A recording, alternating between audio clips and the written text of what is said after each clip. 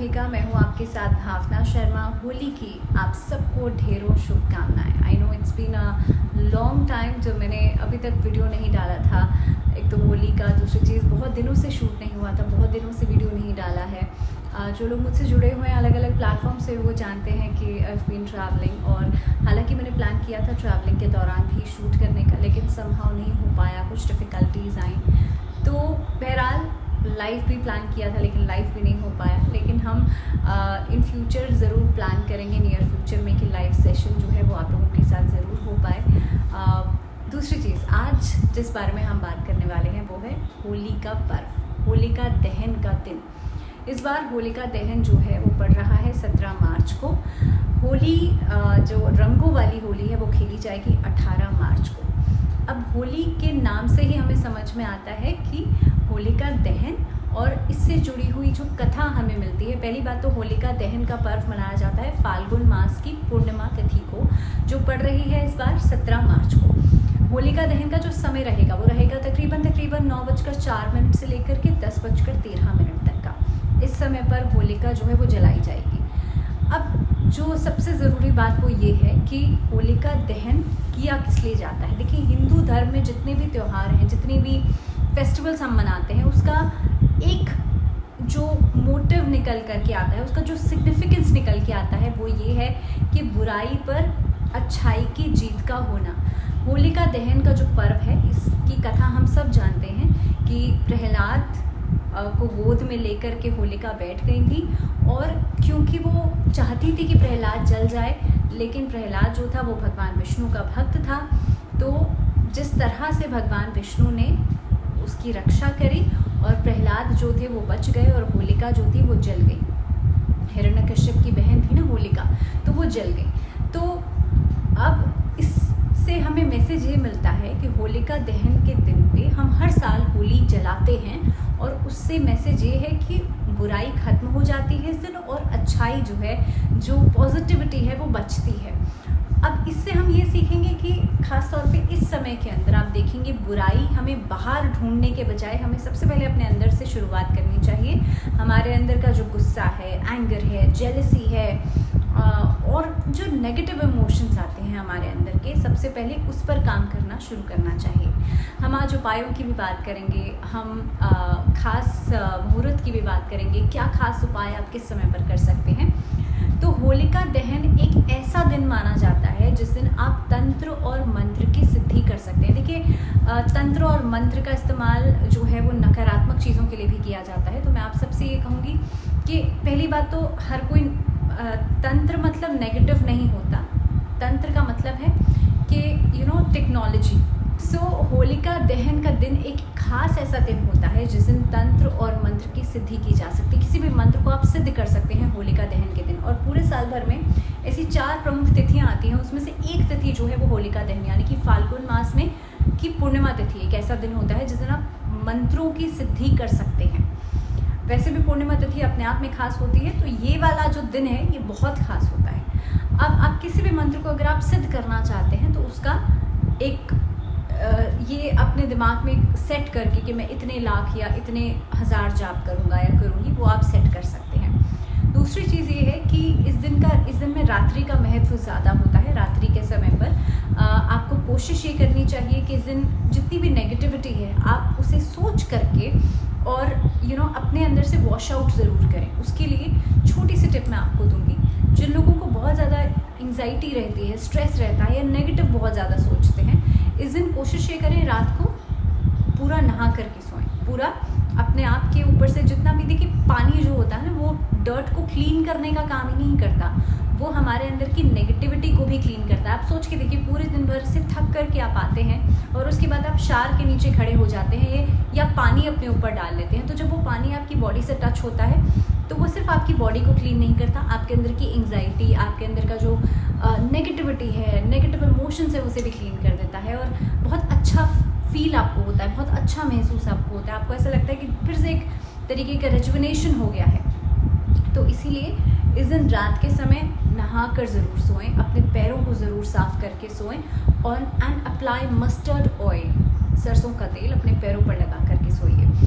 फिर रात को सोने के बाद अपने पैरों पर सरसों का तेल ज़रूर अप्लाई करें। ऐसा करने से आप देखेंगे जो ग्रह दोष हैं वो खत्म होते हैं। अब सबसे ज़रूरी बात ये आ जाती है कि आजकल की ज़िंदगी में हर कोई पैसे की आर्थिक तंगी से बहुत ज़्यादा परेशान है। तो ऐसा क्या उपाय किया जाए जिससे कि आपके घर में आर्थिक समस्या जो है वो खत्म हो जाए। आपको करना ये 3 गोमती चक्र लेने हैं। 3 गोमती चक्र को अपने हाथ में रखना है।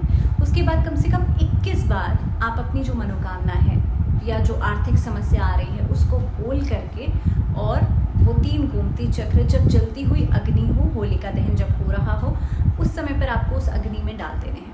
ऐसा करने से आप देखेंगे जो भी आर्थिक बाधा है या जो भी आर्थिक समस्या है वो बिल्कुल खत्म हो जाएगी और बहुत जल्द आपको आपकी लाइफ में ऑब्स्टैकल्स खत्म होंगे, अपॉर्चुनिटीज़ मिलने लग जाएंगी। दूसरी बहुत ज़रूरी बात ये होती है कि कई बार नज़र दोष के कारण हमारे घर में लड़ाई झगड़े होते हैं, आर्थिक समस्या भी आती है और काम रुकना शुरू हो जाते हैं, हमें अपॉर्चुनिटीज़ नहीं मिलती, या कई बार ग्रह दोषों की वजह से भी ऐसा होता है।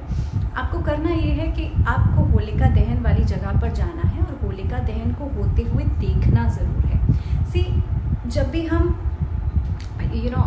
भी हम सामने खड़े होके होलिका दहन जो होता है, जलती हुई होलिका को देखते हैं, उससे होता ये है कि वहाँ पर एट प्रेजेंट जब आप हैं तो आपके मन के जो भी विकार हैं, जैसे मैंने कहा था ना, शुरुआत अपने अंदर से करनी चाहिए। तो आपके मन के जो भी विकार हैं या जो भी नेगेटिविटी आपको लगता है, या किसी इंसान के साथ आपका कुछ बातचीत अच्छी नहीं है, कोई लड़ाई झगड़ा चल रहा है, कोई मन में द्वेष है किसी तरीके का, वो उस समय पर आपको निकाल देना चाहिए। या मान लीजिए कि आपके घर में फाइनेंशियल प्रॉब्लम है, घर में कोई बीमार है, इन सब चीज़ों को उस समय पर बोलना चाहिए। तो जितनी भी नेगेटिविटी होती है वो खत्म हो जाती है। दूसरी चीज़ आपको क्या करना है, वहाँ से जो भस्म होती है, जो राख होती है जलने के बाद, उसको ले करके अपने माथे पर लगा देना है। कोशिश ये कीजिएगा, क्योंकि ये एक तरीके की ब्लेसिंग भी मानी जाती है। जैसे कि प्रहलाद जो थे वो बच गए थे, होलिका जब जल गई थी तो प्रहलाद बच गए थे उसमें से।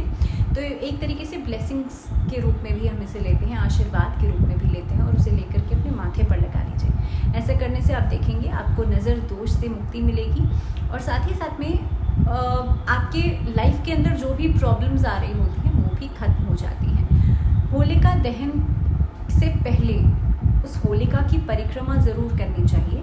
कम से कम 7 बार परिक्रमा ज़रूर करें भगवान विष्णु का नाम लेकर के, ओम नमो भगवते वासुदेवाय, इस मंत्र के साथ परिक्रमा ज़रूर करें।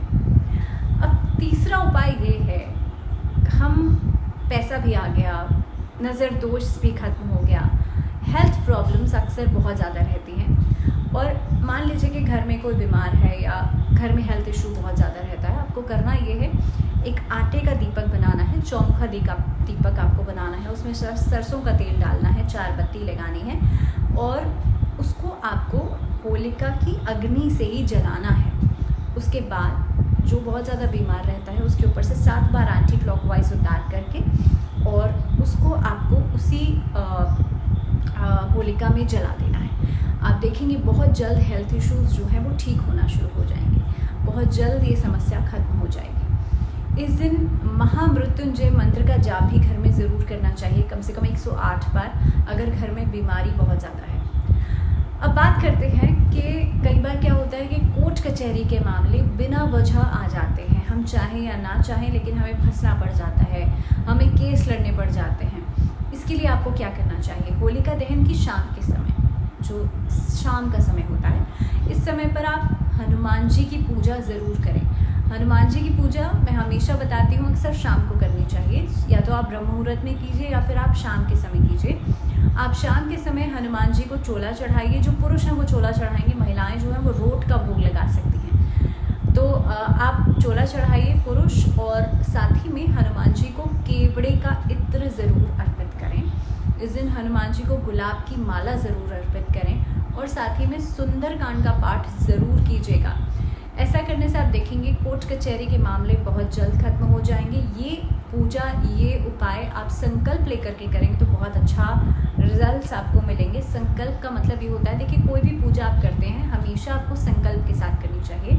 आप अपने अंजलि में जल लेकर के उसके बाद संकल्प लेकर के उस पूजा की शुरुआत करें, उस उपाय की शुरुआत करें, और जब आपका वो जो आपने मनोकामना बोली है वो पूरी हो जाए, कोर्ट कचहरी के मामले खत्म हो जाएं, उसके बाद जो भी आपने संकल्प लिया था आप उसे पूरा ज़रूर करें। तो ये एक तरीका होता है। तो इसी के साथ, इन खास उपायों के साथ आप सबको होली की ढेरों शुभकामनाएं। मैं चाह रही थी वीडियो थोड़ा सा पहले अपलोड हो, लेकिन समहाउ इस बार डिले हो गया। बट अब से मैं कोशिश करूँगी रेगुलरली आप तक वीडियोस जो हैं वो पहुँचती रहें। और फिलहाल मुझे दीजिए इजाज़त। Very happy Holi to all of you. Stay safe, अच्छे से होली खेलिए। होली का मतलब सिर्फ रंग लगाना नहीं होता, होली का मतलब रंगों को अपनी ज़िंदगी में लाना भी होता है।